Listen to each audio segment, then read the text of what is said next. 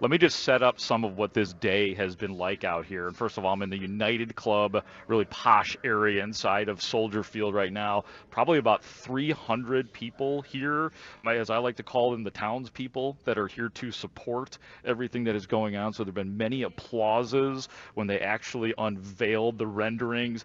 The first few rows, though, designated for media members, so tons of media here as well. The Bears did unveil the plan for a domed stadium with a translucent roof, as they put it, where you could see outside of the roof. The big, large windows is the proposal for the dome, so sun can beam into the dome if this is the project that they're going to go with. I'm sure people will have a chance. I know I put it up on my Instagram. People want to look at some of the proposals and some of the renderings of what they are doing. As you said, Kevin Warren spoke. A lot of this early on, guys, played like a pep rally. It really did. I mean, and I understand that. A lot of people talking about Bears are going to win a Super Bowl, and this is going to be great. It's going to be great for the city. And there are a lot of things that would be good for the city. But let's get to brass tacks. Let's get down to the bottom of what people want to know about, and that is sources of funding. How will this hit people? And the person to talk about that, this is an important person in all of this, as big as Kevin Warren and Brandon Johnson are, Karen Murphy of the Chicago Bears. She is leading. She was one of the executives of the stadium project, and she has the financials. I want to play some of this for you right now. This is about 3 minutes or so, and then we're going to hear from the mayor regarding the public. But here is Karen Murphy laying it out step by step what the financials are. So what does the stadium cost? What is the budget? And how are we proposing to pay for it? Our all-in stadium budget is $3.2 billion. We're targeting a stadium cost of $2.75 billion, and then when we add in some of the financing costs, as well as a contingency that's appropriate for a project this size, that gets us to the $3.2 billion budget. How are we going to pay for this?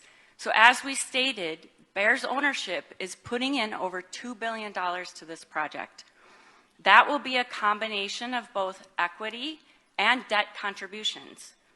In addition, we will look to the NFL Stadium Program for a $300 million loan. If you add up the numbers, that leaves us with a $900 million funding gap. We will be looking to the ISFA program and their bonding mechanism to fill this gap. I'll get into the details of that on the next slide. This private investment puts us at over 70% of the total project cost, one of the largest private investments into an NFL stadium in NFL history. It's also, when we look back at the history of NFL stadiums, they are typically, on average, funded 50-50. So we are incredibly proud to bring this private investment to this project.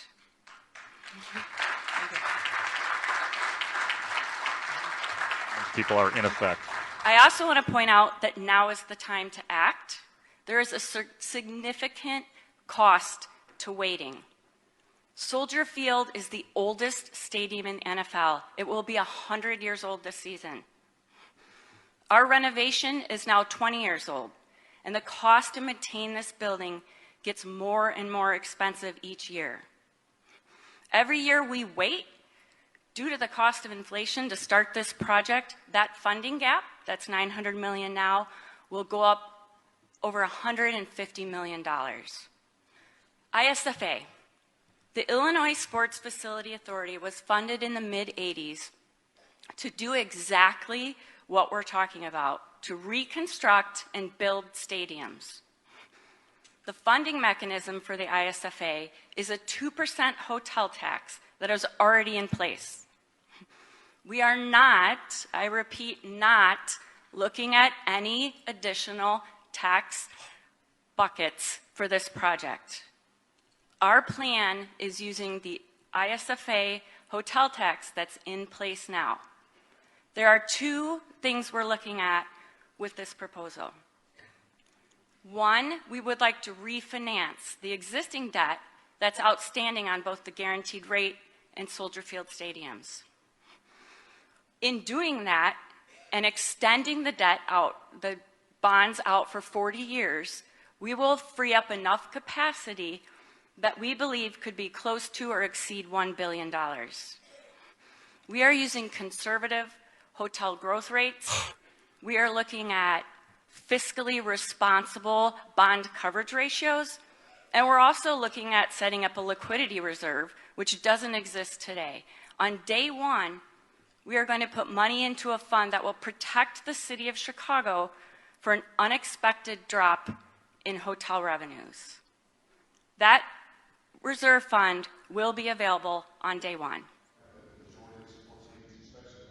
Yeah, and for people, just a little bit of a history lesson really quick, and then I definitely want to hear what you guys have to say about all that, but in 1988, that was when they, quote unquote, turned off the clock between the new potential White Sox stadium and what the state was doing, and the hotel motel taxes created the new Sox stadium. The Bears used it as well in terms of the renovation that they did at Soldier Field. So that's what she's talking about right there. But I am curious as to hear what you guys think about that. I mean, no new taxes doesn't mean the public doesn't get hit. I should make that very clear to people. No, right, no new buckets. They just want what's in this bucket that could then be used elsewhere.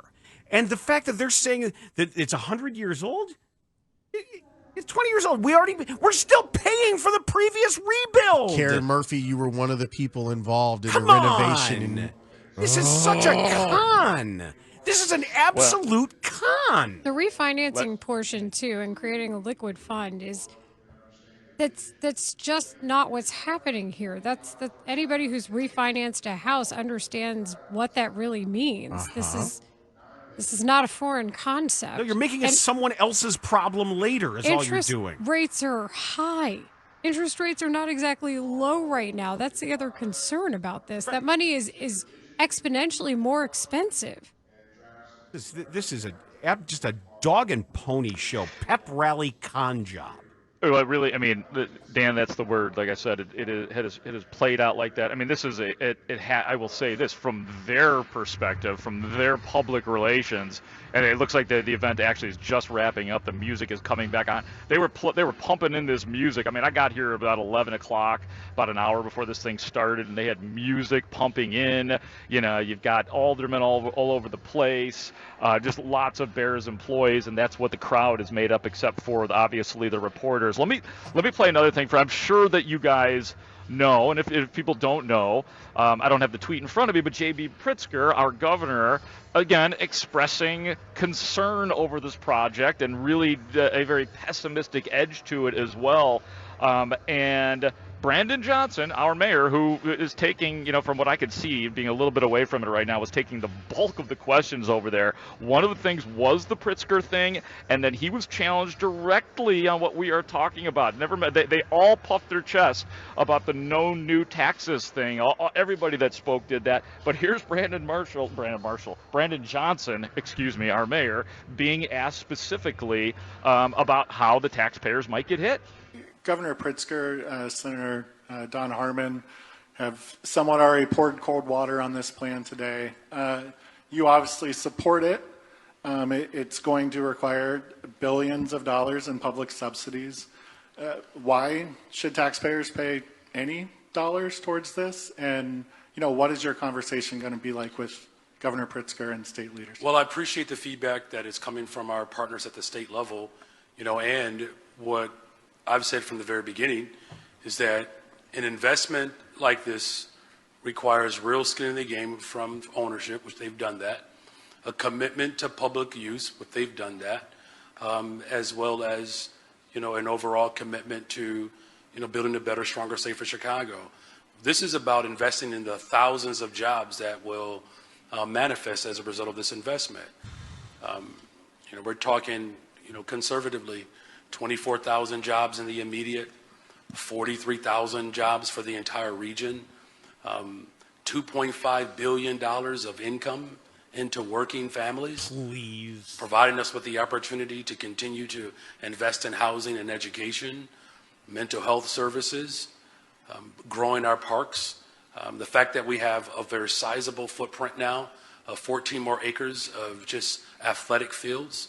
I mean, this is a real opportunity to create real revenue by doing what works, which is putting people to work. Thank you. And there is the mayor, Brandon Johnson, right there, who really didn't answer the question. Goes against what he ran on. Hold him to what he said as a candidate. Like, I'd be asking, why did you say one thing and now you're doing another?